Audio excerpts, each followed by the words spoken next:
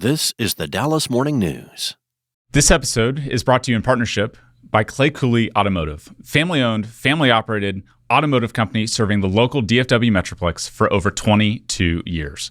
Clay, thank you for all you're doing to make intersections possible.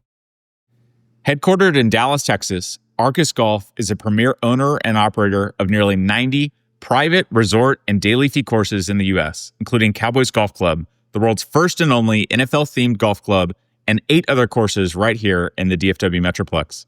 Arcus is an innovative industry leader providing unrivaled lifestyle amenities that complement exceptional golf offerings.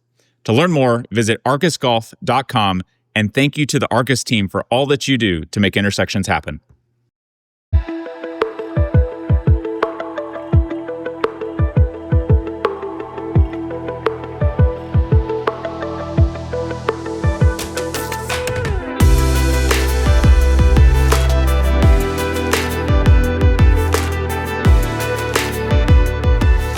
Will Cain, another conversation where I'd say we went all over the map, but we probably went 3D on the thing. But it was fascinating. I really enjoyed him, and I thought he was honest, straightforward, and really related his experiences in a lot of different situations and gave us a view of where he sees the world.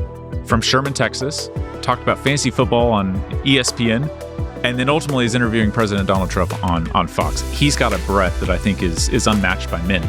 But it's his humility and it's his candor about what he believes and what he's seeking, which he calls truth, in all these conversations that really stuck out to me. Well, I think the other thing, and it's something that we've talked about, and in some ways it's the reason that we're here, is the generational piece. Absolutely. Will is really kind of on the younger side of most of the media people.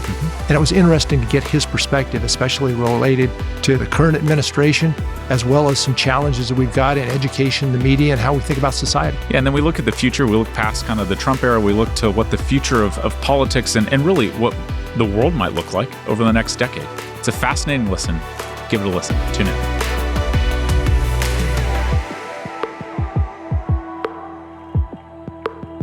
Welcome to Intersections, where we take a multi-generational look at the critical issues facing America. Tom, introduce our guest. A name that a lot of people are going to recognize, and that's Will Cain. Will, fascinating, has gone from all aspects of media. He has been a political commentator. He's been a sports pundit. He has been on the media side of it, both from print, radio, and television, and now on social media with his own podcast. So we got a lot to cover. We got a lot. It's going to be fun. Thanks so much for doing this. Glad to be here. What ties it all together? I kind of went through, we'll go in a little bit more detail, but what ties all of that through from being an entrepreneur, owning newspapers, going through to now being a commentator on politics, but having a sports show all your own?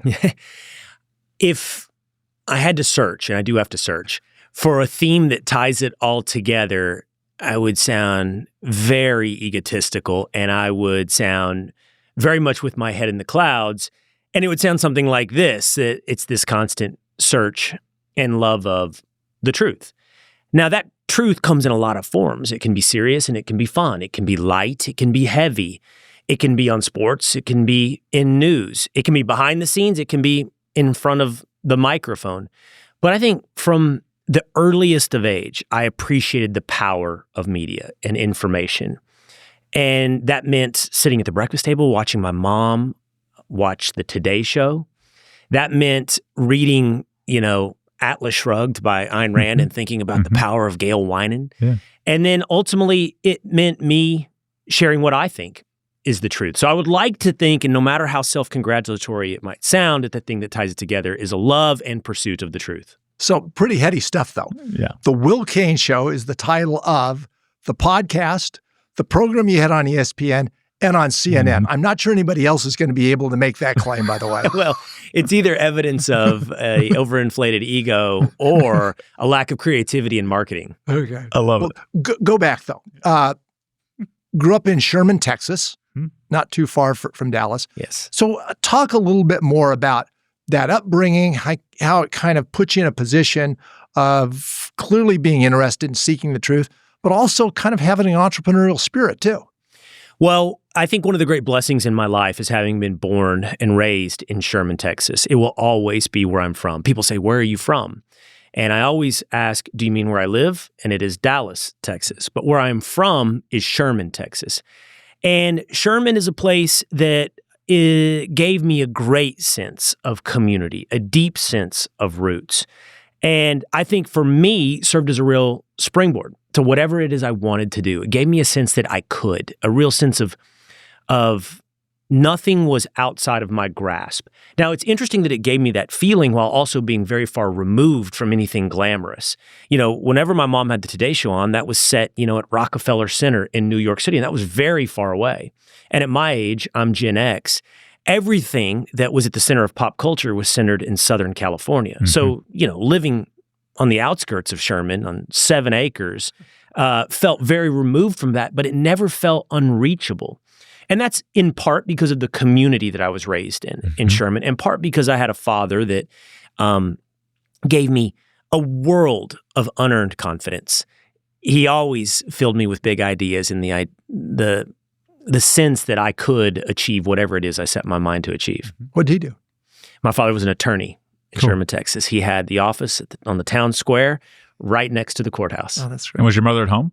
My mother was at home. And I told you about the influence that my mother had in watching the Today Show every morning. The other big influence was obviously my father. In the courtroom, in the office, I would go after school, sit across from his desk, listen to him talk to clients on the phone. And from that early age, I loved the idea of argumentation and persuasion as a path to finding the truth. So you talk about the cultural changes of Sherman to Southern California, but you actually pursued it. I'm not sure a lot of people have gone to Pepperdine from Sherman. Well, everything that I think felt scary and far away meant that I had to try, that I wanted to go see if I could do. Now, I mentioned that California had this outsized place, and I think all of our consciousness back in the 80s and 90s. And I think, by the way, it has burned all of that asset. And you now see California kids flooding to our home. Bingo. They're going to SMU. They're going to TCU. They're getting jobs in Dallas. Along with their parents and their companies. That's right. Their parents and their companies follow often and make this their permanent home, and good. Mostly good. Coming to Texas. But back then, that's where everything was happening, Tom. I mean, it was the music. It was the movies. And I grew up spending some of my summers in Hawaii every year of my life since the age of 3. And almost everybody that was there in the summers with me was from California. So I had this romanticized vision where in of California. Maui, not far outside of Lahaina in West Maui, which is now, Lahaina is largely missing. It's largely burned down. And it's been one of the great, most fulfilling parts of my career was that because of this platform and because of the grace of Fox News, I was able to dive into that story, cover it, and really also not just cover a story, but try to do something good with the story. We raised $2.6 million through the generosity of Fox News viewers, and along with 2 other families who also spent their summers in Maui, gave away $12,000 grants to 200-something different families that lost their home in Lahaina.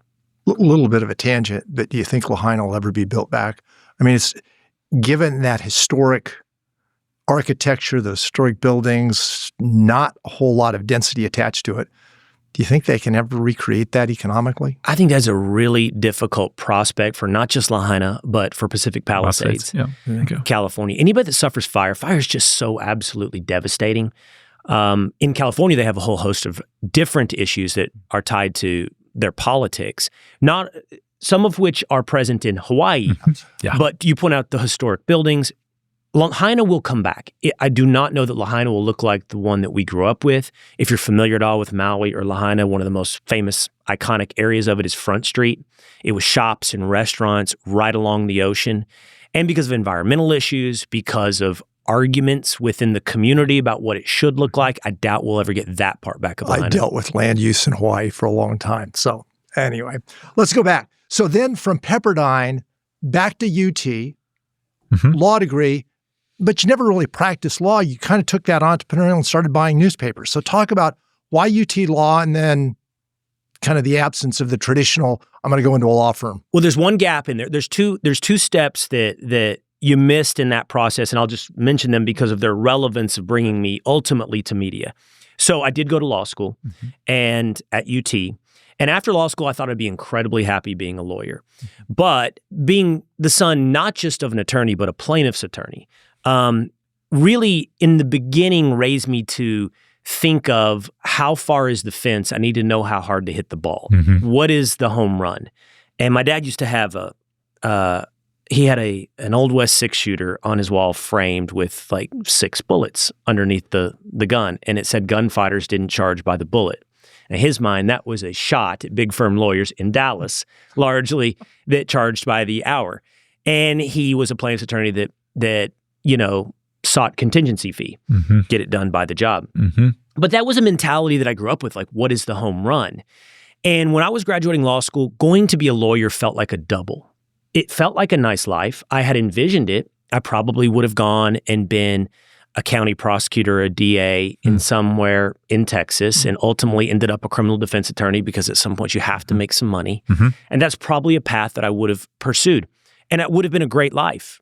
But I thought, I want to go for the home run. And at that time, the home run to me meant the beginning of my ideas of media. It was write the great American novel. So I moved to Montana.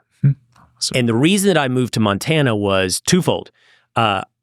Lonesome Dove, and at least Gen X male thinks that is really, the great American novel. Yeah. And we got to be Robert Duvall. We got to be Augustus McCrae. We got to be Woodrow Call or Tommy Lee Jones. And Travels with Charlie by John Steinbeck. And John Steinbeck wrote this book purportedly where he rode around America in an RV with his dog Charlie. And he went state by state and wanted to get a real sense of America. And he gets to Montana and he says, if you took a 10-year-old boy from Washington, D.C. to describe Texas, what he would in reality describe would be Montana. So between those two pieces of work, I thought, well, damn, I got to go to Montana. And I did. And I loaded up my dog, Leon, and my truck, and I drove north. And I lived in Montana to write the great American novel, did write a novel, didn't go anywhere.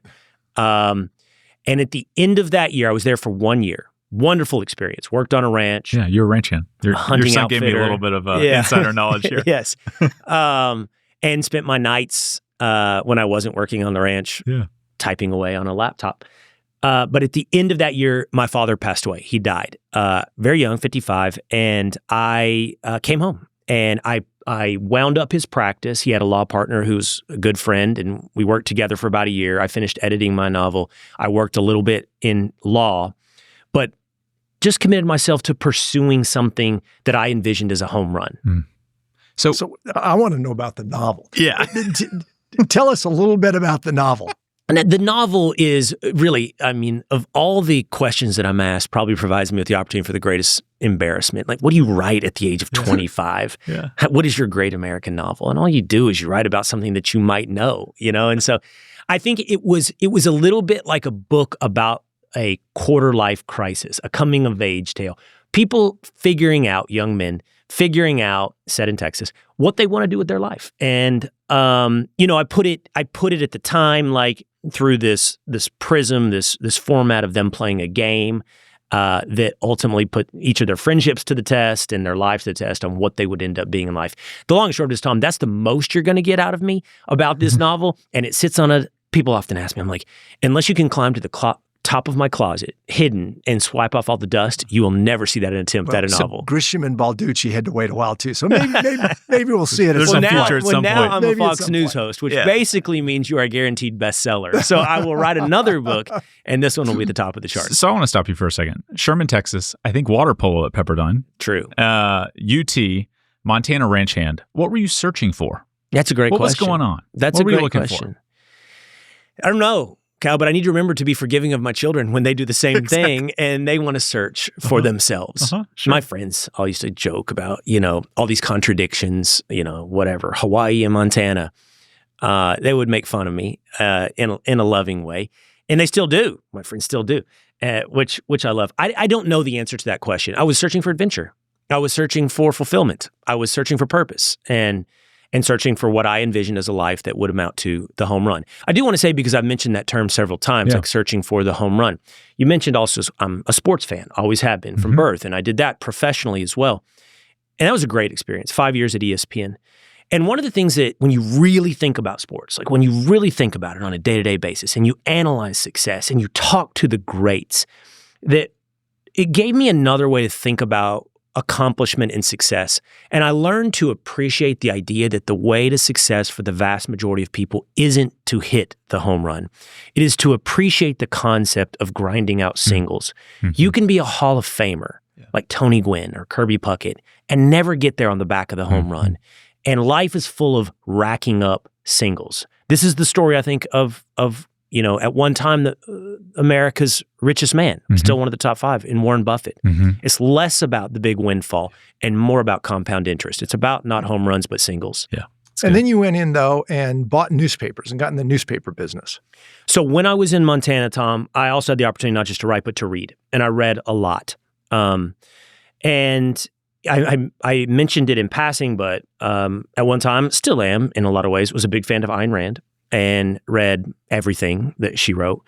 And, in The Fountainhead, she writes about Gail Wynan, who owned newspapers. He was a media empire entrepreneur. And I read a book by a man named Al Newharth, who at the time was the CEO of Gannett. Gannett was a massive newspaper company in America, and they started something incredibly innovative in, I believe, the early 90s. It could have been the late 80s, and that innovation was USA Today. Yeah. And it's quaint to look back on it in 2025 to think about its innovation, but the idea to build a national newspaper, how do you print that overnight? How do you get it to everywhere it needs to be? And I remember reading the biography of Newharth, and he says this thing. He says, I wish for all my children to have one great failure before the age of 30. Because if you haven't failed, then you haven't pushed it hard enough. You haven't risked. And if you do fail and you do so before the age of 30, you have the best chance of rebounding. It's harder once you have kids, once you have a lot of responsibility. So between reading those things, I thought, I do want to go into media. I don't just want to give up the written word. I didn't come from the kind of money or background to buy television license or even radio license to buy a station, but I could figure out how to buy small town newspapers. Yeah. And so first I had to figure out, how do you run a small town newspaper? How do you do this? And I had spent some time in Sherman after my dad died. I'm the oldest of 4. My youngest brother was in high school. I'm studying. I'm winding up my dad's law practice. And I'm figuring out what I want to do entrepreneurially. And I take a job ultimately in Llano and worked in Johnson City and Blanco and worked at community weekly newspapers and learned the business for $19,000 a year. Wow. All my buddies that went to UT Law were making much more than $19,000. What year was this? This would have been in about 2002 or so. Okay. So we jump into quinceañeras at some point. Well, the first thing that I did after I learned that, is I went and did newspapers. Sure. And I had decided at that point I was going to be a media entrepreneur. And people were already proclaiming the death of print media. And here I am now launching into print media. So I said, okay, there's 3 niches that I'm going to be involved in that are growing regardless of circulation. There's insulation by their very nature of growth. And those had 3 niches that I was interested in. One was alternative weekly free newspapers like the Dallas Observer. Luckily, I didn't go down that path. My politics would not have fit well, for example, with the Village Voice. But the second 2 niches were community newspapers in growth path areas. So I targeted, and my community newspapers that I bought after I left the Hill Country were the Van Alstyne Leader, the Anna Melissa Tribune. I started a newspaper in Prosper, the Prosper Press. So I knew these communities would boom. I knew they were going to grow. And even if circulation was declining at a macro scale, for me, on a micro scale, I would have a growing audience. That worked for me. I sold that newspaper business some 3 years later to Stevens Media, which owned the Sherman Democrat and the Denison Herald, which became the Herald Democrat for those two towns. And they owned the Las Vegas Review-Journal and some other big newspapers. Then the third and final niche I was interested in was the Latino media, because it was, again, a growing population. And regardless of what was happening to quote unquote circulation, I would have a growing population. Sure. And so, yes, that ultimately led me to quinceañeras. Amazing. But now we get into the ESPN and CNN, et cetera. But where you really made your name in those venues was as a conservative voice, very much a conservative voice at ESPN, clearly at CNN, then of course at Fox. Where did the conservative philosophy, principles, where did that come in? Education, your dad? No, because my dad, as I mentioned, was a plaintiff's attorney, which meant that he was terrified of tort reform. Absolutely. And he was a lifelong Democrat. That means something very different today than what it means to be a Democrat. To be a Texas Democrat in the 1980s and 1990s is not what it is today to be a Democrat. And there was nothing cultural about my dad on the left. It was pure self-interest and being a trial attorney that led him to voting Democrat. But still, when you're a little kid, it's team sport. It's team politics. I was like, well, I come from Democrats. I wasn't raised as a quote-unquote Republican. Law school, Tom, is really my first Not major usually movement. a place somebody moves to the right of the political spectrum. Well, that's an indictment of the legal professors and legal education system in America, because everything else should be leaning you, in my opinion, my very strong opinion, toward the right. Sure. I mean, once you invest in understanding the founding of America, once you invest in its foundational documents, once you understand the Constitution, I don't know how you end up seeing it through the lens of judicial activism or leftist politics. This amazing experiment, this singular and great experiment on the face of humanity, is predicated on those documents in that moment of time. And once you start learning that, I do think it inevitably gravitates you towards the right. Was there a class or a professor that sparked this? Oh, that will only get me even more controversial. Yes, I'll tell you the most brilliant professor I had. He's long passed, but he's one of the most controversial professors at Texas law, and his name was Lino Graglia. And Lino Graglia was famous because he opposed affirmative action. I was the first class at the University of Texas to enter law school after we had done away in Texas with affirmative action. Jesse Jackson came to protest. Jesse Jackson protested Lino Graglia. Lino Graglia was brilliant. To sit in his class and to listen to him talk about the United States Constitution and legal precedent and the overinflated egos of justices and judges it was an incredible education in this, and I think true justice in America. So how has the educational system, higher education, estimated 90 to 95% of the professors are left, maybe a high proportion are far left, progressive, et cetera. We see all the issues that have come out of especially the schools in the Northeast. We see degrees now that have really little economic value attached to them. What's happened to our higher education system and how did we get there? At least two main ingredients.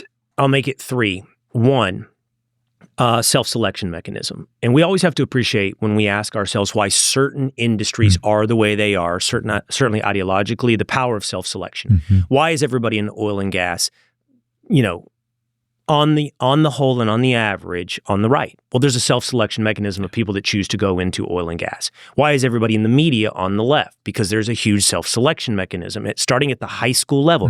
Who are the kids that gravitate towards journalism? The kids who are already predispositioned for whatever reason to go towards journalism. And I think the same thing applies to not just higher education, education. So whether or not we're talking about kindergarten teachers, high school teachers, or college professors, there's a self-selection mechanism. That brings second, indoctrination. There is no doubt that teacher colleges, where these people go to learn to be teachers, already teach many of these ideas that are grounded in. If you take it back, and a lot of people who disagree with me, and I don't doubt that you have many people listening to your show who might not share my politics, and I appreciate that. But when you use the word Marxism, their ears often turn off because it sounds cliched. But it's a real thing, a real ideological background with a real history in America. And it has been integrated largely through the early 20th century progressive movement into our education system. So these kids who may or may not be predisposed to having these ideas then go into the colleges where it's baked in. Social justice, before we even knew it was called social justice. Critical theory, dating back to the 60s. The progressive movement dating back to the 20s is all part of the teacher college system. And then the third and final component is cowardice, just pure cowardice. It is a more modern version where the tail wags the dog. They're afraid of their students. And you see that at those Northeastern colleges. You see it everywhere. Yeah. But the worst thing in the world is to be called a racist. So to be called a sexist, to be called any of the ad hominem attacks that students would lob against their professors. Therefore, the professors bend to the irrational emotions of the students. So you use the term Marxism, and socialism was a term that politicians ran away from hard, even though they might have leaned towards that from a philosophical or principle standpoint. But we've just seen in New York somebody not only run towards it, but embrace it and try to redefine it. We look at polls today that have young people far and away saying they favor socialism vis-a-vis capitalism with all of the benefits that you started to allude to, and we can get in later. So where have we gone off track on that, and what does that mean for where we go as a nation? So there's a lot of me. There's a lot of me that sits here and wants to feel outrage or mockery. They're the two of the most obvious emotions that people experience. They probably experience them a lot when they watch cable news. Outrage and mockery. I want to mock those kids. I want to mock Zohran Mamdani. I want to be outraged these kids have embraced this. But I don't want to do that. I don't want to revert to outrage or mockery. Instead, I seek to understand because the understanding arrives at the truth. And here's what I think. I believe it is built upon, in part, some of the things that have animated the movements of the right. And so, first, let's talk about the power of populism.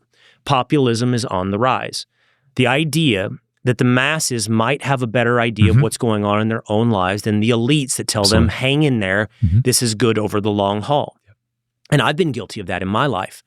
And I still appreciate the idea of principle. I love William F. Buckley. I like National Review. I have real philosophical grounding, going much further than the names I just checked, but you can go back again to the founders or to, Locke. You can go back to much deeper philosophers going back to the UK that give you a real reason to believe in conservative values. But you can't just keep going back to those heady ideas. You have to hear the people. You have to hear the people.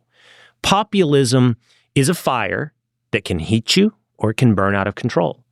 And so my point is the people are telling us that a lot about our system isn't working for them, and they're not wrong.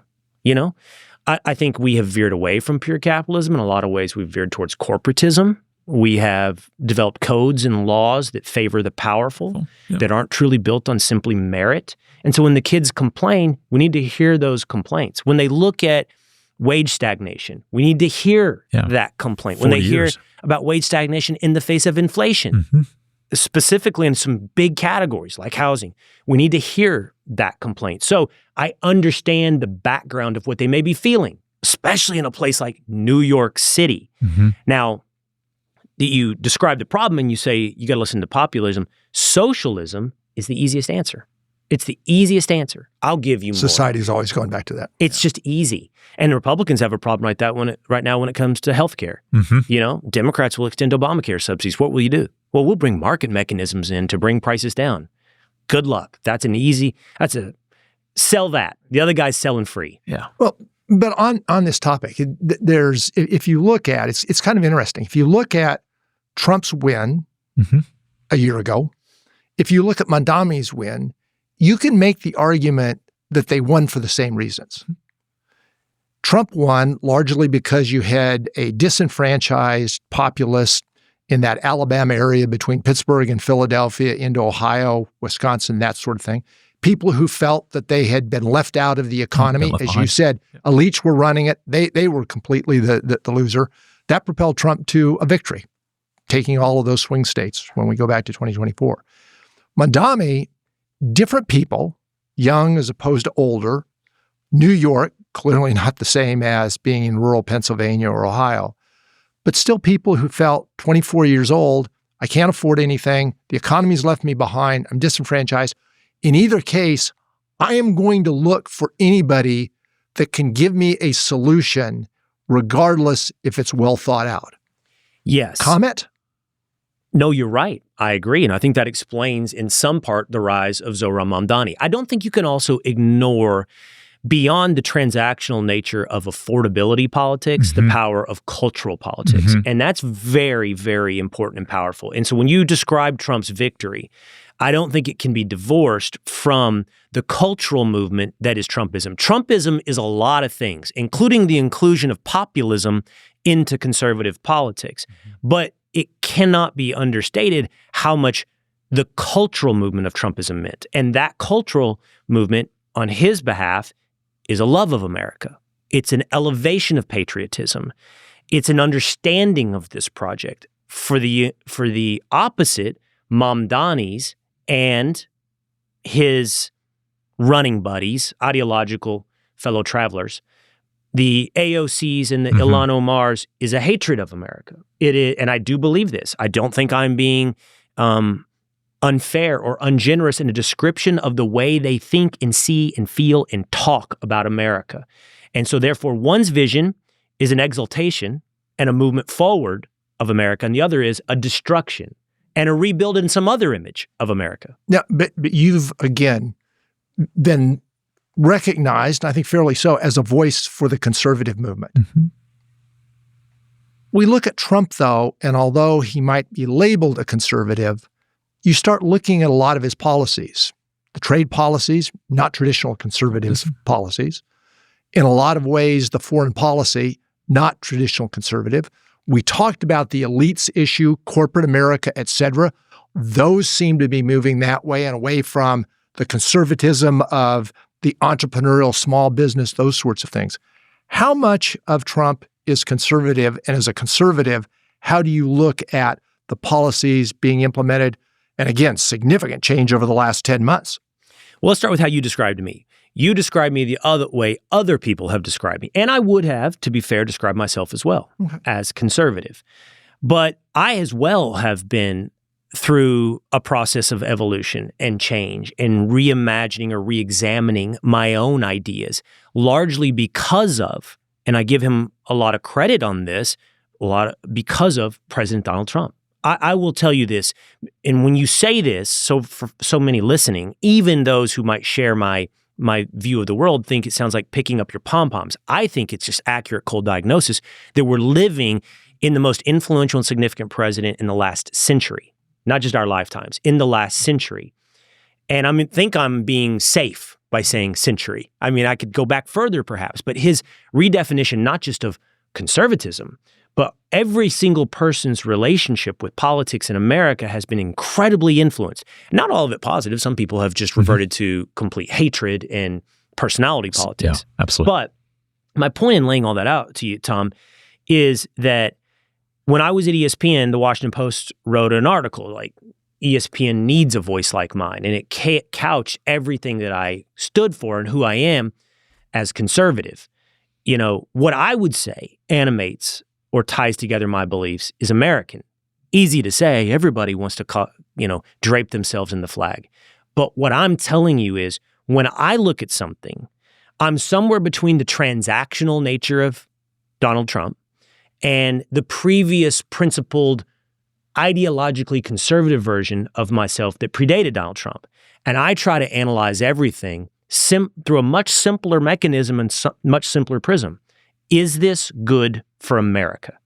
So let's look at the other side. Where did the Democratic Party start its movement? Because I look at Al Gore in 2000, obviously he lost, and then you have 8 years of Bush, but then Obama comes in and he's the promise maker. Now, I don't know if he's the promise keeper, but he's the promise maker around change. And I would say the last 15 years, plus the GFC, which really then began to separate the economic ties in America between the haves with the assets, et cetera, and the have-nots. Where did the left start to begin this drift that has not just been a slow drift, but it's been an absolute runaway from their party platform in 2004, 2008? Well, how did we get here? One could argue, Kyle, and you didn't describe it inaccurately, that it has been a continuation. It's the very nature of progressive politics as it was originally envisioned, dating back to the 1920s under Woodrow Wilson. It is the ever-expansive presence of government in your life. The more, the better. The more of everything, the better. The more entitlement, the more regulation, the more micromanagement, the better. The solution. The solution. And it's grounded in a lack of humility. It's grounded in that elitism. It's at the very core of the ideology that I know better than you how to manage your life. And that was going to be a cancer that malignantly grew over time. That doesn't mean the rate didn't change, to your point. And the rate does change. And it has changed drastically in the last decade. Mm-hmm. And it has to be a downplay of the individual versus the collective. That is absolutely true. Right. Yeah. It is, and in my mind, it's a denial of the dignity of the individual, that you belong to something. And by the way, everything has to be understood as not wholly true and not wholly false. Everything is grounded in a kernel of things. We are part of something bigger than ourselves. Mm-hmm. You know, my path as well, you asked me about Sherman. Sherman played a big role in my life, but it didn't come back around into my consciousness until later. Like, I went through a real phase, as I invoked Ayn Rand, of believing in the radical individualism, the master of his own universe. And it's later in life that I understand not just the reality, but the virtue of being part of something more than me. Right. My community, my faith, of course, my family. Mm-hmm. You are part, my history, my family's history, their path through this country. These are all important parts because you want to think of yourself as a free radical. Mm-hmm. And you are. You have free will. You have the destiny to make your own choices. But it's a little bit egotistical to think you aren't part of what came before you. Mm-hmm. And you're not part of something greater after you're here. And you're not part of something while you're here. And so that, you know, that idea of the individual as part of the community is not wholly wrong, but is the individual subverted through force to the community. And that's the progressive vision. I just want to address your movement for them really quickly, Kyle. For sure. For me, Barack Obama was a big divide. That's what brought me into politics. That's what left me, that's what guided me away from community newspapers, away from quinceañeras. It's what brought me back into what I thought was more important and what I was more passionate about. Because elaborate more on that. I saw Barack Obama as a big divide, something different than what came before him. It wasn't quite obvious in 2008 that it would be the beginning of the acceleration of identity politics. I truly do not think it was. I didn't think he originally leaned into his own identity politics. Yeah, he did over the course of his 8 years, but he didn't when he was elected in 2008. Rather, it was the socialism angle. I saw him as somebody who saw our relationship with government different than I saw our relationship with government. So it was much more ideological. But over his 8 years, he began the process of bringing identity politics to the fore of the American conversation. Yeah.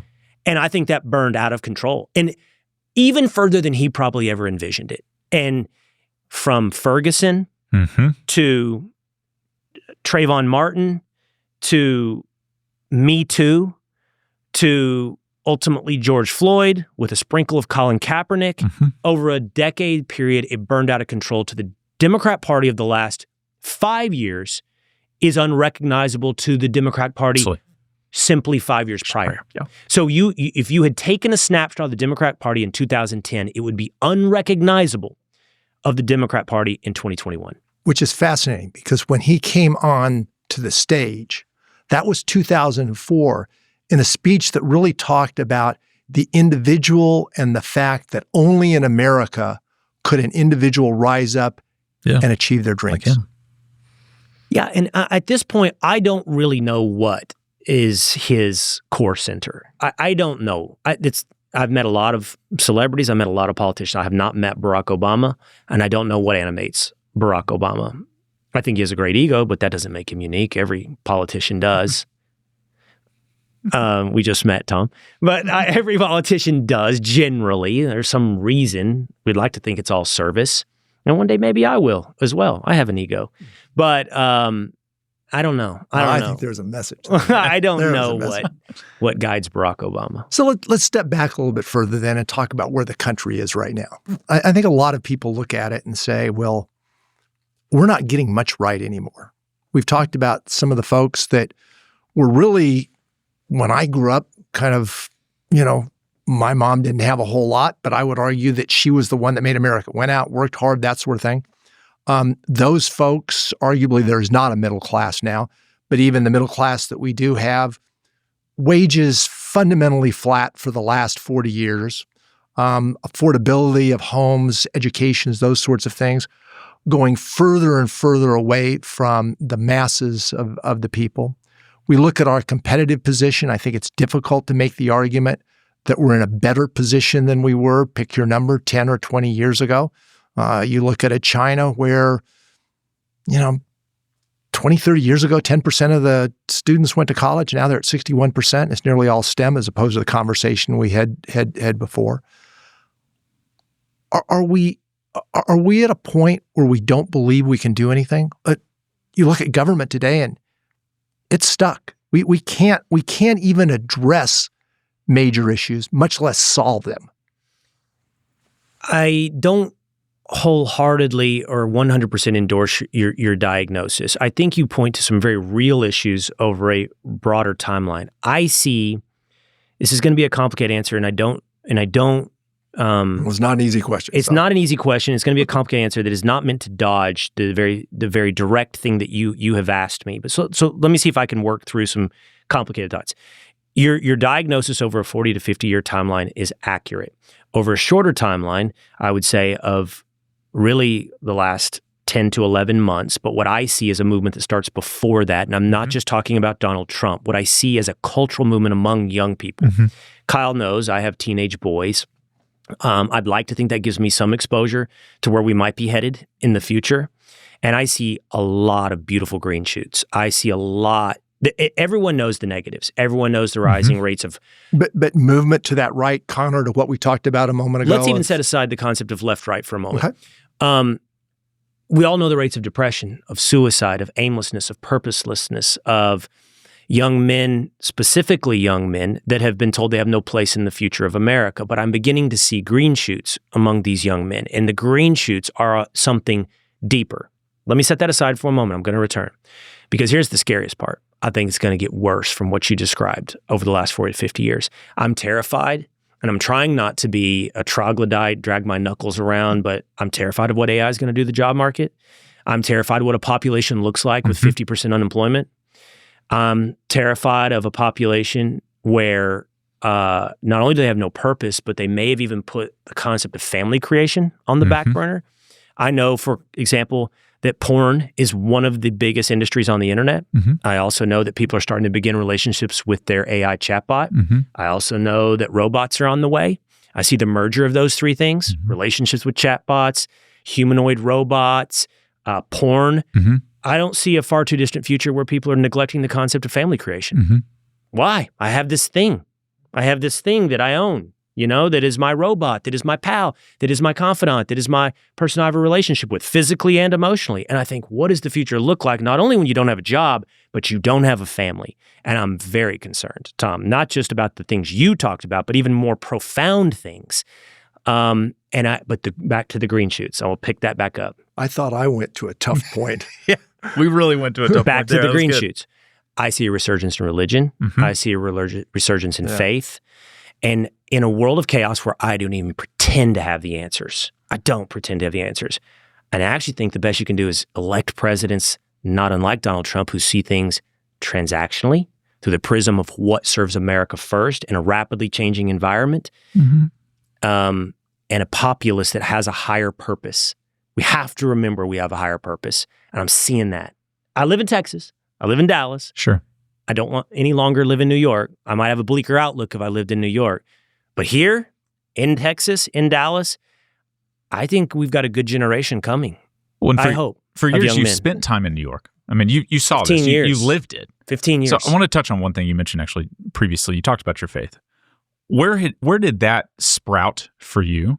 Yeah. Because it's been mentioned a few times, but it hasn't been addressed, I'd say, as like a benchmark yet.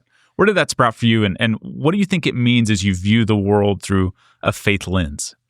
Well, so this is sometimes an uncomfortable conversation for me because I don't feel like I have any position or pulpit worthy of preaching. Look, I grew up in church every Sunday. First United Methodist Church in Sherman, Texas. I went to youth group every Sunday night.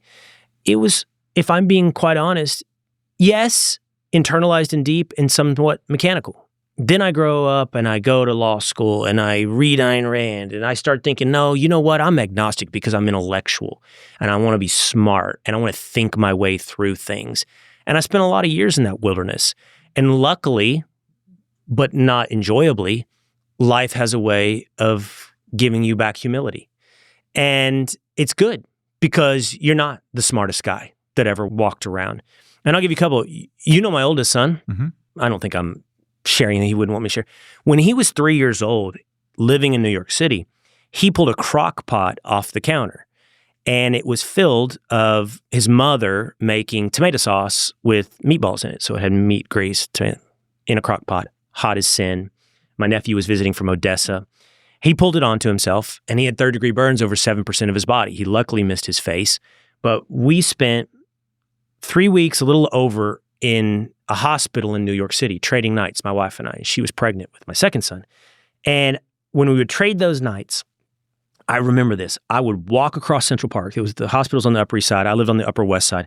And I would walk home. I was like, I'm not getting in a cab. I just need to walk. Because when you're in the hospital for a burn unit, it's rough. Okay, it's gotten better. And this isn't a woe is me story. This is something else. It's rough. Okay, the treatment in the old days was abrasion. So you get a third-degree burn, it's white. You know, that means the skin is cooked. And in order to find out if they can bring it back, they have to go through like this abrasion treatment where they basically it's gotten better, metal sponges. So they load you up on opioids to numb you out. Then they take these metal sponges and they rub raw skin and hope they can get to red or pink because you got to get the white off. And you're in there with your 3-year-old pinning him down while they're doing this. There's not enough, opium or opioids in the world to make him not feel it. And you're just raw, dude, at the end of 20. And this is what I'm going through. Imagine what he's going through, right? And I would buy a pack of cigarettes and I would walk across Central Park and smoke as many as I can as I went home by myself as my wife took my place in the hospital. And I remember thinking this, man, people go through way worse than me. This is awful, but people go through way worse. And you're telling me you don't need God? You're like some intellectual answer to all of this, and you don't need God? And that began the process of humility that over time, that was you've met Charlie. He's now 17, beautiful kid, doing great. Of moving me in that direction, Kyle, of beginning to rediscover my own humility, that I'm not the master of my own universe, that there is a greater plan. And also understanding that success, I don't know if I'm a success. I really don't know. I don't think I am because I know that I have a lot more that I want to do. But I remember talking to my buddies who were undeniably successes before me. Well, most of them lived here. They weren't up in New York with me.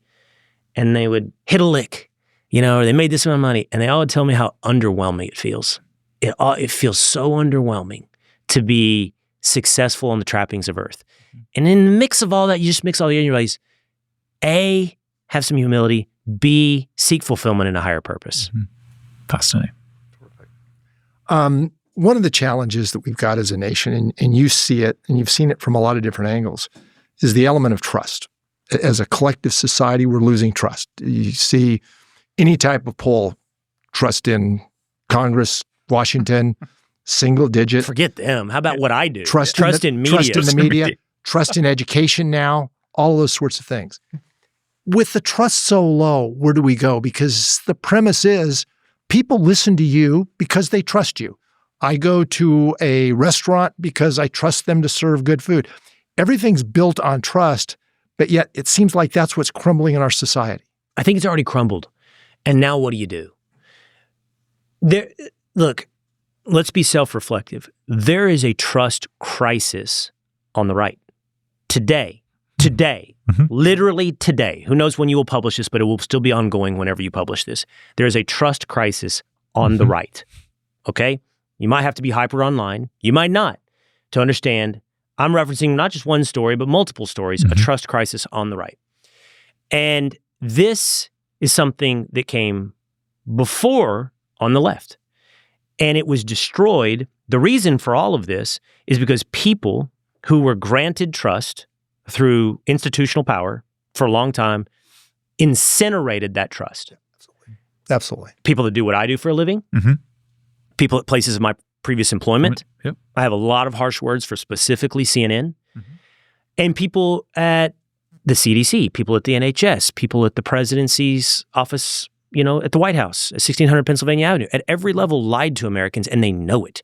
I'll go to a party. I went to a party this week here in Dallas, and people are asking me about some of these trust issues on the right.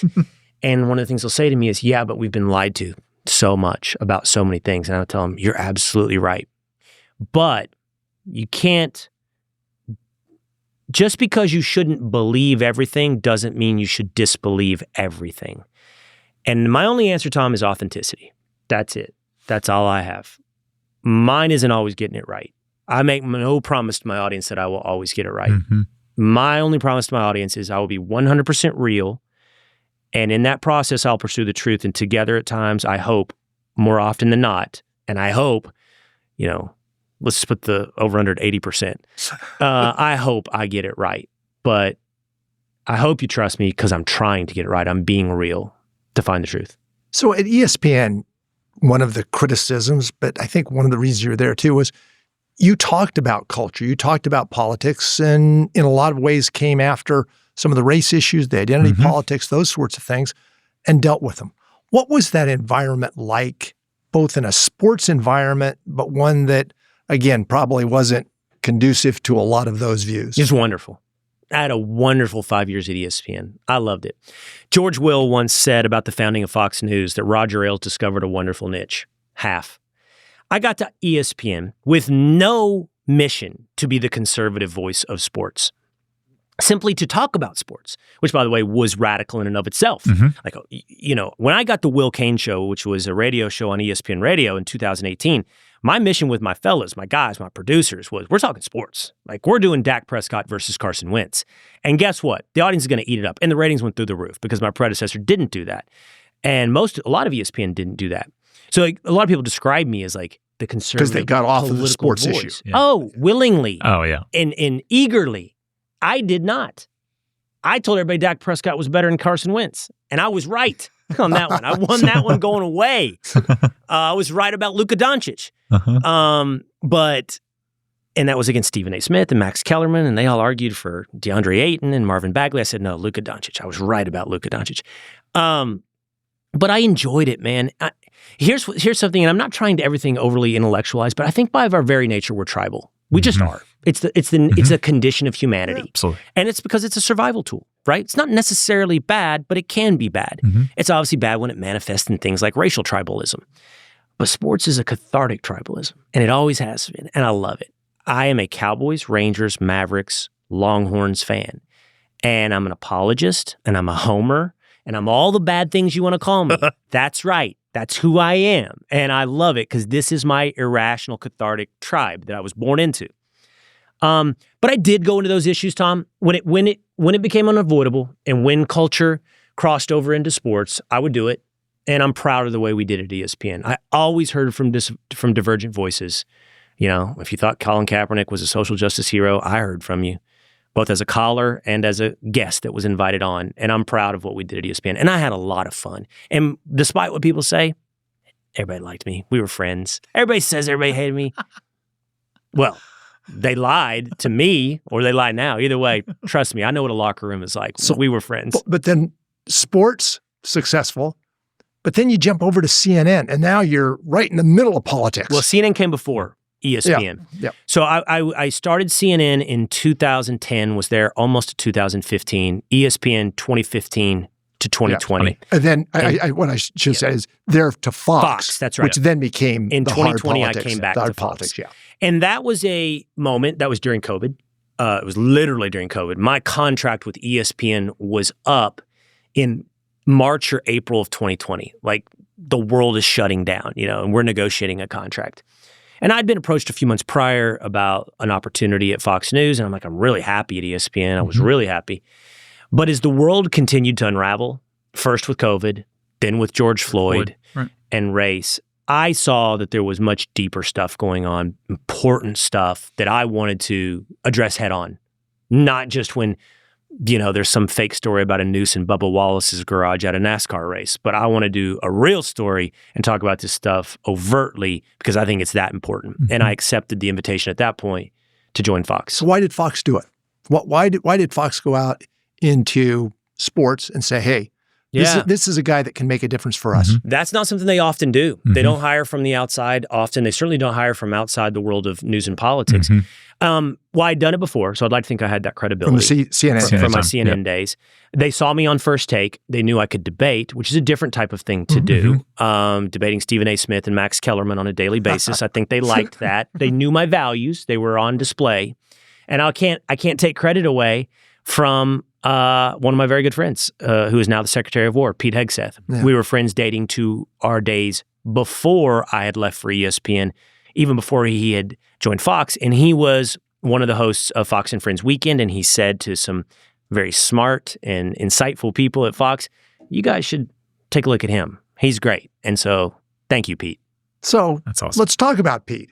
Sure. He's been Department of Defense, Department of War, 10 months now. So how do you rate his performance? Hey, Pete's doing a great job.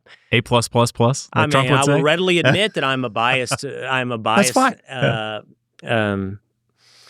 Analyst on this.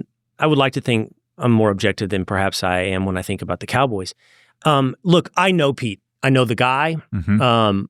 and I think the world of Pete. And I think that, he hasn't been without, a misstep or two, most of which have been overstated, I Sure. believe, in the media. I mean, most notably Signalgate. Yes. That's not to say that he did everything right in Signalgate, but not the hyperventilating, hair on fire reporting that has been done about Signalgate. And you just have to understand the evolution of media, and I've been inside these institutions. And what you're looking at with most of these institutions is far beyond even agenda-driven. It is propaganda and purpose-driven. And the purpose for the last decade of media has been to take down Donald Trump. And the thing you want to do with what has turned out to be a fairly bulletproof man in Donald Trump is then go after his surrogates. And there's no better surrogate to go after than a Fox News host who's now the Secretary of War. Yeah. So, Well, on Pete, a lot of what he's done has gone in over the last 10 months. It's kind of flipped things up. And I think a lot of people felt that was necessary there at Defense, State, other places too. But now the real challenge over his next 3 years is going to be what he does to kind of put it all together and also build an organization and a path that doesn't get flipped quickly with executive orders and that sort of thing. So what does he need to do to solidify the changes that he's made, but also take that and fundamentally improve the competitiveness of our Department of Defense, which needs to look at a world that's very different. You look at South China Sea, et cetera. You could argue that Pete has the toughest job of any of the disruptors inside the Trump administration. I might be naive when I say he might also have the job that has the ability to have the longest lasting impact to survive a change in administrations. So he's already made one cultural impact to the Pentagon, and that is to significantly change the way we view the Army, Navy, the Air Force, the Marines, the men and the women that serve, and the men and women that go into it, to get rid of the DEI, to get rid of the identity politics, to put lethality back to the front. And here's the thing about lethality. It's not only good for America, but it attracts warriors to go into. Right. And we've They seen wanna that do it. happen with recruiting. Well, it's also the core mission. I don't think Yeah. the Department of Defense, anybody steps back and says, that needs to be a But social it wasn't, experiment. Tom. Oh, But no, it wasn't. I think it's very fair. It clearly moved to be a social experiment. Correct. As opposed to when we send our people out there, we want them to be the best trained At killing. at killing. Absolutely. That's it. Bar none. Now, hopefully they don't have to ever be in that position, but that's why you have a department Destruction like and kill is the purpose of the military. It's not, by the way, society building. And so it wasn't just the left. Right. It was the The right. right. The left did all the identity stuff, the insane stuff, the trans, the anti-merit stuff. All of that is the left. But, even before the left, the right got into the habit of using the military as a society builder. And that's not what it's designed to be. Right. You don't build a gun in order to build a well. You build a gun to kill the guy who destroys the well. And that's what the United States military is. And so he's repurposed or repositioned it back into its core mission.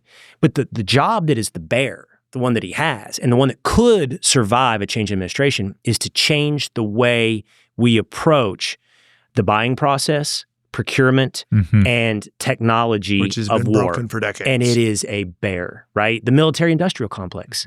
And it is, what are we going to use to fight the future wars? Is it always going to be Boeing and Lockheed, who we appreciate their presence in places like Dallas, but is that really the best way to create the most lethal fighting force moving into the future? And he's begun to democratize that process, which it has to be. Lowest bidder, highest quality, and as warfare Well, goes. you see a lot more startups playing in the defense game now than you've ever had. And you have to, because we know today that drones are the war of tomorrow, right? And not just drones dropping bombs, drones making their way around the corner of a building. Yeah.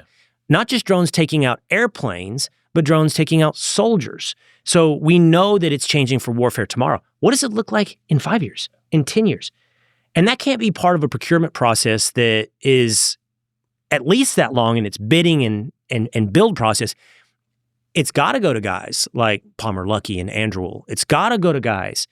I don't want everything to go to Palantir, but it's got to go to some people that are ready to innovate warfare. That's it's kind of a weird thing to have come out of your mouth because you're like, what are we talking about? You're talking about like capitalism and warfare. Like that's Tony Stark. That's every bad guy in a Marvel movie. That's all of, I know Tony Stark wasn't a bad guy, but I'm saying, but this is the future. Bad guys want to kill us. We better be able to kill them first. And we better be the most efficient at doing so. And look, it is hard to look at, I don't know that it's the singular predictor of warfare success, because I'm not a military expert in history, but I do think it's one of the major contributors to success is who has the technological advantage. Yeah. Walk through this, because I think this is a challenge for a lot of people. We have, since World War II, been at a position of being the leader of the world. Contested with the Soviet Union a period of time, more contested with China now. Yep. But we've really been the leader. It would appear that we're trying to pull back from that from an administrative standpoint. Clearly, an indication of that may be in the Ukrainian situation, where we've shown less support than at least other countries and perhaps past administrations. Talk through that, Will, on where you see our position in dealing with the Ukrainian situation, dealing with the Russian situation, and trying to avoid a situation that would invoke an Article 5 when the next step becomes Poland. So I'm not sure I agree with your description of the repositioning of American foreign policy. Okay. I wish you were right. I do wish we would withdraw more. I do wish we would focus more on America first. I don't think we need to be the world's policeman. I don't think you do either. I don't think we need to be involved in every foreign conflict. I don't think anybody in America believes that. And I don't want to be an empire. I'm not interested in the American empire beyond its transactional value to the American citizen. This idea of like America first, it's wrapped up in, historical connotations to Nazi sympathizers in America, the phrase, literally the phrase America first. Right. But it's the most fundamental and obvious purpose of the American government. Why do you elect American politicians but to serve the American people? You don't elect American politicians to serve the Ukrainian people. Right. You don't elect American politicians to serve the people of Nicaragua that want a better economic future.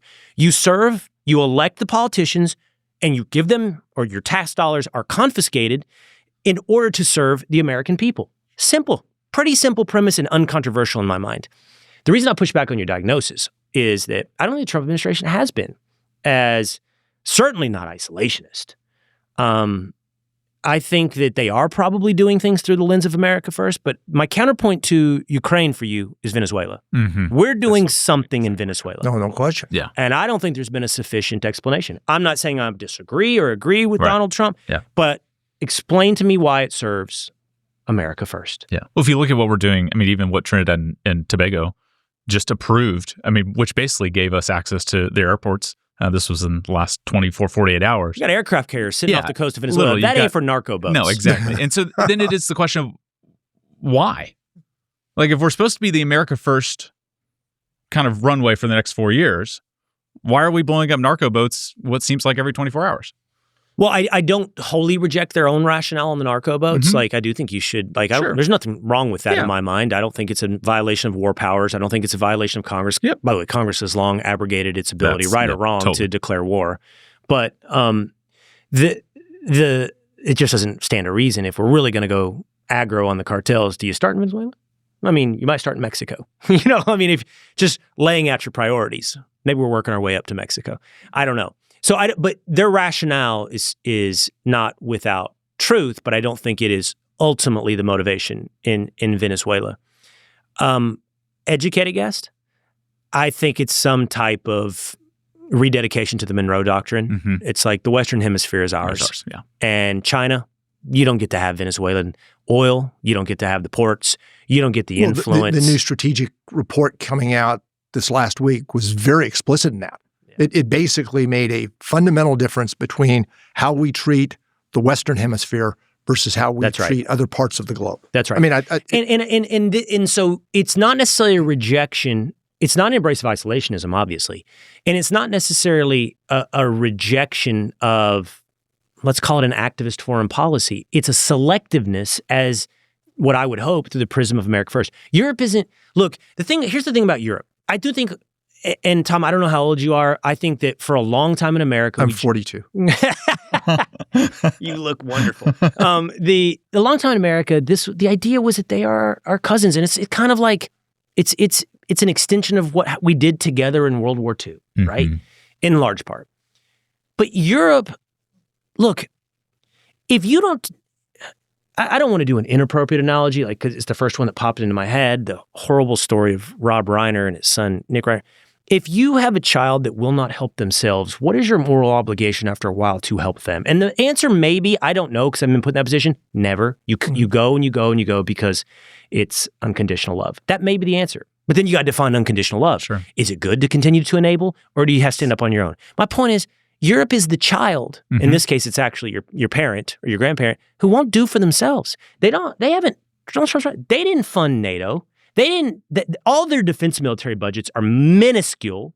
We are their backing. And at the same time, they have sold out Western civilization in almost every conceivable way. I like to go to Italy and Spain and have nice long weekends, but they don't believe in free speech. They don't believe in fundamental values that we believe in here. And they are now importing massive populations of people who not only don't believe in it, but are openly antagonistic to it. Yeah. If you've not seen the stats on what's going to happen to Europe in our lifetime, it's freaking terrifying. Oh, yeah. With birth rates, I'm talking about, first of all, European native populations are in a birth rate death spiral. Absolutely. They are like at 1.3 in many of these countries. And you don't recover from Actually, 1.2 in Italy.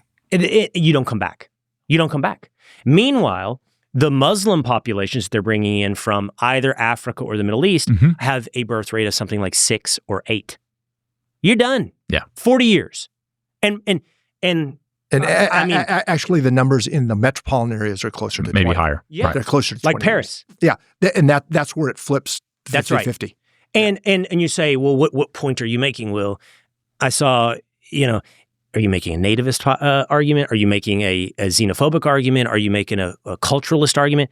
I'm making the argument that Western civilization is dying because the populations that are taking over do not believe in the same values. That is a factual diagnosis of every culture and country that they come from and the way they behave inside of Europe do not believe in the values we believe in. We here, this is why I fight so hard on this, are the Alamo.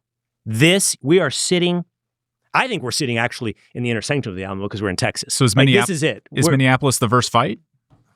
Yeah, Minneapolis is a great illustrative story, but it deserves attention and more attention, but don't let it stop there because it's symbolic of something much, much larger. Yeah. Difficult to argue with any of your numbers. So what does that mean then? Because clearly we've got two autocrats in Putin and Xi that have aspirations that go far beyond their borders. They've made that clear. How do we as a country deal with that then? Well, first, and I look, it's like there's two slurs in American politics. Are you Neville Chamberlain or are you Dick Cheney? I mean, which one are you here? But like, I guess I'm risking Neville Chamberlain here when I say I'm not as afraid of Putin as everybody else seems to be. I mean, he's bogged down in Ukraine. The idea that, now I know how Russians fight wars, through history, throw bodies at it, attrition, long game, win, it's ugly. But I mean, there's no evidence out of Ukraine, and granted, they're getting a lot of stuff from us, money and weapons, that he's ready to set aside his desire. I'm not having a debate about what his desires may be. I can't get inside the man's soul. I have no idea. But his ability to march into Poland, his ability to march into the Baltics, his ability to reestablish the Soviet Union, it does.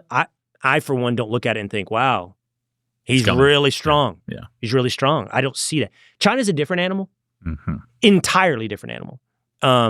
Because talk about long game. I mean, you're talking about a cultural war over long. You want to know a fascinating story? Maybe. I mean, if you think about Xi, he clearly has made it known that his personal agenda is Taiwan. Personal agenda.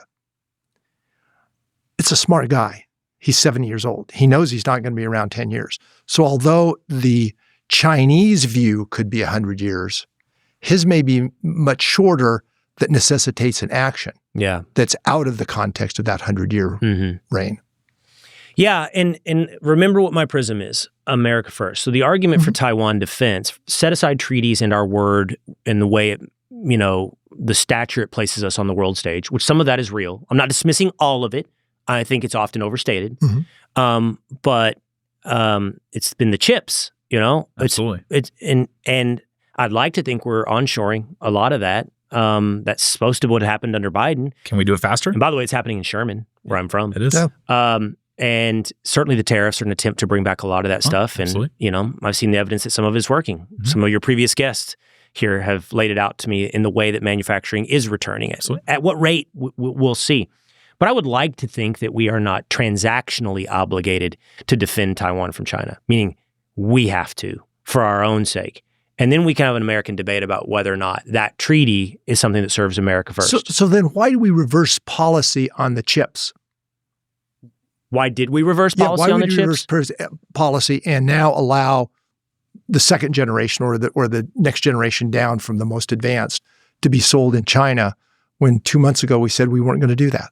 Well, I can't answer that, but I'm talking about forget selling, manufacturing. So reduce our own dependence, chips, pharmaceuticals, everything, so that we don't have to go to war in order to stay in business in America. And then we can make our own choices and debate about who we want to sell to. Yeah, I know we're selling stuff to China. Yeah. Are they our enemy or are they our frenemy? Are they our economic partner? Are they a threat to the future of American dominance? I don't know.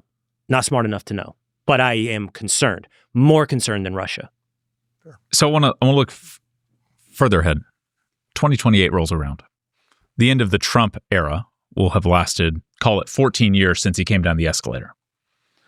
Who's next? And what's next? Because I think there's a great question around, does the Trump kind of Trumpyism, does it survive him? Was it a 14-year situation that was only him? What's next? Why? How? And where do we go as America, knowing that the left is running as hard as they can towards a socialistic agenda? What's next? Well, first, I think the world of J.D. Vance. I think J.D. Vance is smart. I think smart is always an overvalued characteristic. I think he has wisdom. That's the biggest compliment that I can give someone. Do you have wisdom? That's very different than being smart. And I think he has wisdom. And I think that he is philosophically true. There's an article out today as we speak about Susie Wiles, talking to Vanity Fair inexplicably. And she described him as, I think, basically politically expedient in his move for Trumpism. I don't think so. I think we have to recognize that everyone has changed in this rapidly changing environment. And I don't begrudge JD of that very same shift. I went through that shift. I mean, if you'd asked me, I said it on air in 2015 or 16 about Donald Trump. I wrote a column in 2012 that was anti-Donald Trump. And I think, as I said now, he's the most consequential president of the last century. Right. So why would I begrudge JD of that same analysis or same evolution? So I think the world of JD Vance. I will tell you that Donald Trump is Michael Jordan. We're living in the age of Michael Jordan. You don't often get LeBron James just on the heels of Michael Jordan. So it's not my personal analysis of JD. I just don't know. I don't know yet how he, just electoral politics, just populist politics. How does he play? We'll have to see. How does he play with those people in the Rust Belt, where he's from? It has an incredible story. An Appalachia story. I don't know. I have some humility about projecting where the public is, but I think he would be great. And by the way, with the left, just always be on the lookout for somebody that you don't see coming. I don't see it out there. I don't see anybody. But Donald Trump kind of came out of nowhere. I mean, from one of the most famous men in America, he came out of nowhere on the political stage. On the political stage, absolutely. Let's bring it a little bit closer, though. You talk to a lot of people. Clearly, you've got to be looking at these things from a political standpoint. What do you think 26 looks like in those midterms? I don't think it looks good for Republicans. We'll see what the economy does through the first half of 2026. But I don't know. There's two main drivers. Well, yeah, there's two main serious drivers, and there's the underlying current. So the two main drivers are affordability politics. So that's real. What influenced Mamdani, and I think it's a very, very powerful message. I think it played a role in Nashville, where we saw a crazy radical candidate get within 3 points of Republican in a plus 20 district. Yeah. So those are real messages that Donald Trump has to take seriously. I think he does. He's scheduled to give a national address that I think is probably going to be centered around affordability. I think he cares about it. I think it's hard. And we'll see how much of it comes into play by 2026. Is healthcare the other one?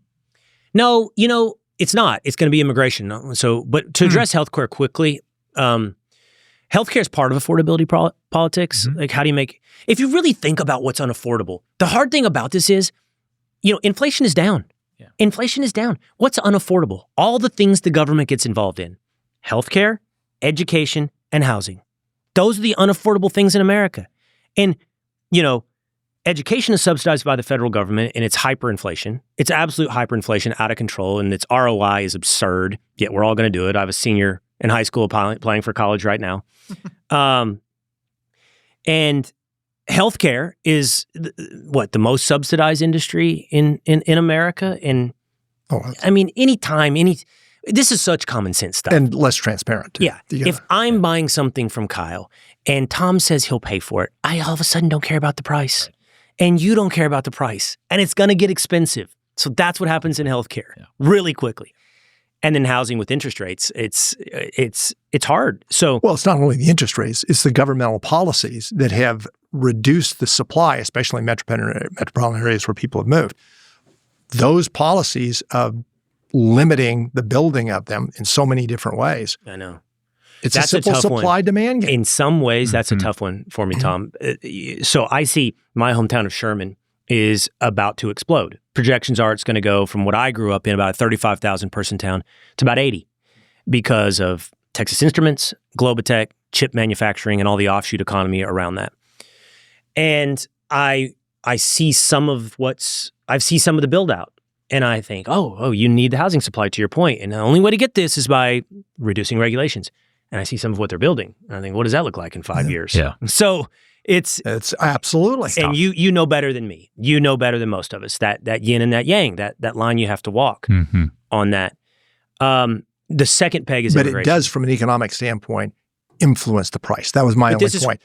Not saying right and wrong. No, you're right. But just as you said, it's a governmental policy that's leading to the affordability. Okay, and that leads me to my second point, which is and this is what Stephen Miller argues often, is this is what causes housing to be in short supply is illegal immigration. And I think, you asked me about the midterms. So there's what I think is right and what you should do and the way it plays in politics. Sure. And I think that illegal immigration at large, like I'm ready for a real conversation about legal immigration, is something that is necessary for the future of America, like a real approach to it. But I'm afraid it's going to be unpopular. Look, we mentioned Nashville, but now let's go to Miami. Yeah. A Democrat just won mayor in Miami. And I don't know, is that why? I saw a stat the other day that Trump's favorability is way down with Latinos. And he hit record highs for Republicans, right? 46. And now I saw something that's down to 32. I don't know if that's right. You never know with polls. But if that's true, I have to guess that a lot of that has to do, at least in part, with immigration. Yeah. So I'm worried about the midterms. Well, again, you've kind of been both sides of the media side, CNN and Fox. Do you see it changing? And I guess I kind of come at it from the standpoint of looking at Paramount and CBS and seeing a change of leadership there. Do you see the media moving? We talked a lot about far left on education, far left on the media. Do you see that changing in the next several years? The CBS thing is just very, very interesting. You always have to. That is driven by the singular vision of the Ellisons. It takes a powerful figure who believes that, because the institutional. A friend of mine is a guy named Chris Licht. Chris Licht was president of CNN for about a hot minute. I don't even remember how long Chris had. And Chris tried to do the same thing with CNN. Not make it conservative, just make it rational. Just make it not insane. Right. And he suffered a full-on mutiny, like a full-on mutiny inside of CNN. And it's unsurprising, really. It's unsurprising that. You've seen the same thing in New York Times, too. Yeah. Exactly. Bingo. And interestingly, you haven't seen it at CBS, but CBS isn't as big as CNN. Like, you got the nightly news, you got 60 Minutes, and you got the morning show. That's about it. Yeah. And We think of it in the Walter Cronkite. I know you think that it's big, but it's really like 3 or 4 properties. And there is pushback. I don't know how much of it is internal. That's what got Chris, is a lot of the internal pushback at CNN. But like Bari Weiss did the interview with Erica Kirk, and basically, I feel like the rest of the media's attitude towards that was, how dare you? Right. Can't believe it. How dare you? Yeah. So but I also think that the Fox News is such an outlier in media. I do think media cumulatively has a lot of power, but none of them individually quite have the power that they did outside of Fox News. So 2 million people watch me every day. And, and by the way, everybody says old people. That's true, but hundreds of thousands of what they call in the demo. More people watch me in the demo than really watch MSNBC in total, often. So it's Fox is the outlier because this becomes so important. And you talk about authenticity and trust and the whole thing, the algorithm, the feed, the independent voices, which are so valuable and played an incredible role over the last 5 years. Oh, absolutely. But I think we also seeing there's a real risk in this as well on who and what to trust. So, given your background, as I said at the outset, you've touched on about everything from a media standpoint. Print, radio, television. You've been in a variety of different institutions, from CNN to Fox, as we talked about. What's next for Will Cain? I don't know. Well, I've only had this show, The Will Cain Show, which is wonderfully located in Dallas, Texas, which is an absolute, I can't overstate what a blessing it is, a blessing from God and from Fox News, that is what happened in my career. I lived in New York for way too long, and my wife's from Lubbock. I'm from Sherman. We wanted to come back so bad. It's like, how do you do it? How do you do it? And the only real answer for me for all this time was, well, I'll probably have to leave, corporate media. I'll probably have to just go out on my own. And then I got a call about a year ago today, roughly, last December, and it's like, we have an idea for you.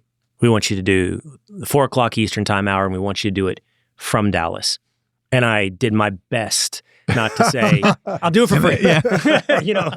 I was already commuting to New York. I was living here for 5 years and commuting to New York weekly. And so time and always, I'm living my dream right now. Like, this job, it's incredible. And I'm going to do this. And I'm not thinking about what's next. We had the highest rated 4 p.m. in the history of Fox News over the last year, which is really saying something. And I've learned, by the way, to brag about yourself. It's against it might not seem it because I'm the one doing it now, but it's against my nature. But I've learned that everybody else does it and it works. No. except in the White House. I don't think he's... No, he never brags. He never brags. Never toots his own horn.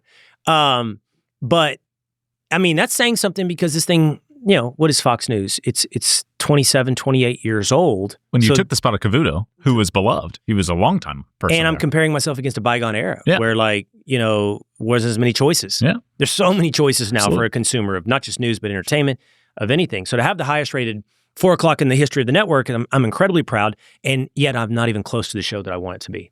I have a vision for this show. I'm going to work my ass off. So what does the Will Cain Show look like in 5 years then?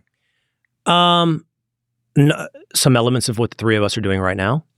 Long form, more long form, more debate, more fun, more laughing at myself, more raw authenticity, fewer scripts, which I'm already pushing hard on that. I said I never want to read a script, but I do read scripts from time to time. You have to, because you got to get the nuts and bolts of the facts right. And there's a thing that happens when I do this, and it's why I do it. When I'm thinking, when I'm laughing, when I'm debating, my endorphins fire. I go. It's fun. It's great.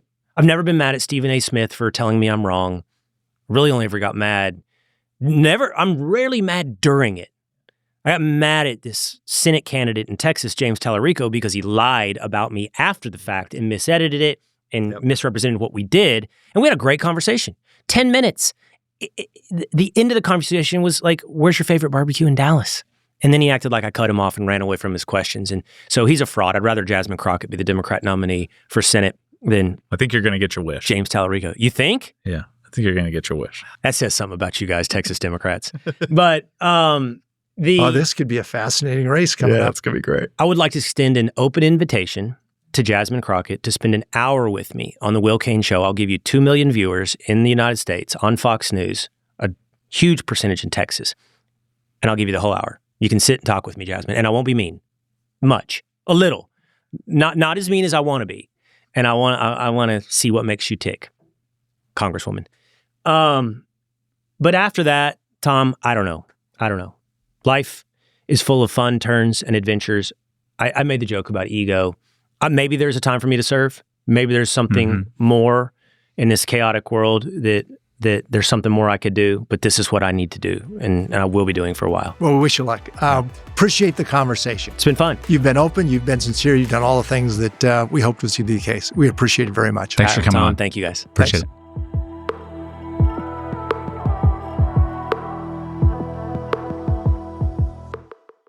Thank you for watching today's episode. Again, today's episode is sponsored by Clay Cooley Automotive, a family-owned, family-operated automotive company serving the local DFW Metroplex for over 22 years.